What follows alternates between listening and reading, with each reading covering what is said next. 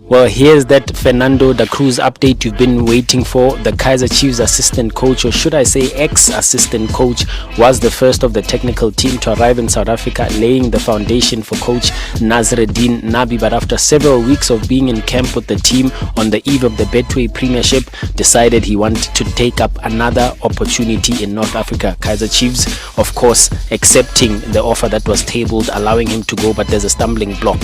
He signed a contract that binds him to Amakosi, and if he leaves, he has to pay compensation for 12 months. But Amakosi, willing to negotiate, reduced it to 3 months. That is where the stumbling block is. If he can't pay it, that means he possibly has to honor his contract, but the trust has been broken. Nazereddine Nabi confirmed to me out in Bloemfontein that the workload at Amakosi is too much. He needs to fill the role that has been left void by Fernando da Cruz. As is such the case, he is looking for a new assistant coach. Will that be Fernando Cruz returning? Highly unlikely. The trust has been broken.